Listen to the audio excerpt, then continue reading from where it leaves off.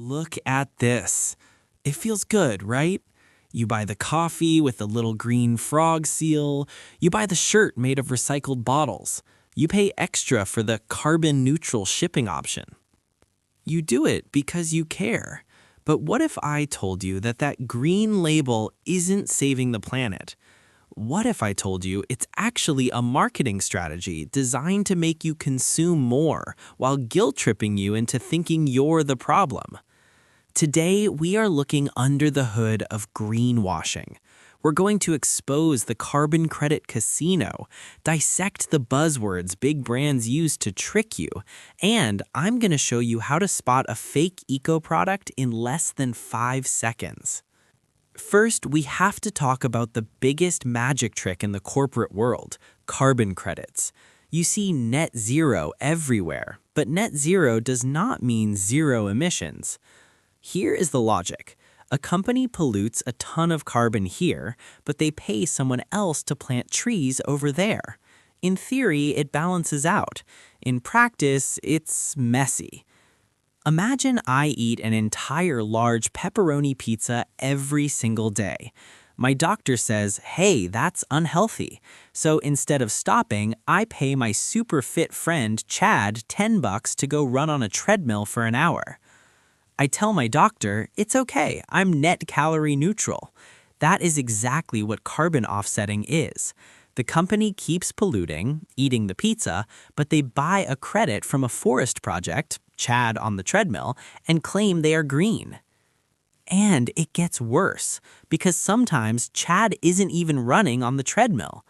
Recent investigations have shown that a massive percentage of these carbon credits are based on avoided deforestation. Essentially, a company pays a forest owner not to cut down trees. But here's the catch. What if they were never going to cut them down in the first place? Then the company is paying for nothing, claiming the credit, and still pumping CO2 into the air.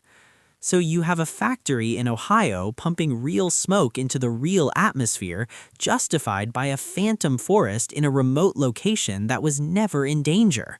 The math doesn't math. So, how do they get away with this on the packaging? It's all about vague terminology. Let's play greenwashing bingo. The word natural is not regulated by the FDA for most things. Arsenic is natural. Snake venom is natural. Doesn't mean I want it in my shampoo. Look for the aesthetic, brown paper packaging, cursive fonts, leaf icons. We call this the halo effect. It looks wholesome, so you don't check the ingredients. If a product says eco-friendly but doesn't tell you specifically how, like made with 80% post-consumer recycled plastic, it is likely fluff.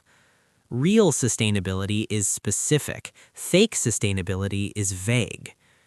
Okay, I know, this is depressing. The system is rigged, but you have power with your wallet. First, ignore the front of the box. Read the back. Look for specific certifications like Fair Trade or B Corp. Though even those aren't perfect, they are better than nothing. Buy less. The most eco-friendly product is the one you didn't buy. Using your current iPhone for another year is better than buying a net zero new one. Call them out. When you see vague marketing, comment on their socials. Ask what specifically makes this sustainable. Greenwashing relies on our laziness. It relies on us seeing a green leaf and saying good enough. Let's stop being lazy consumers.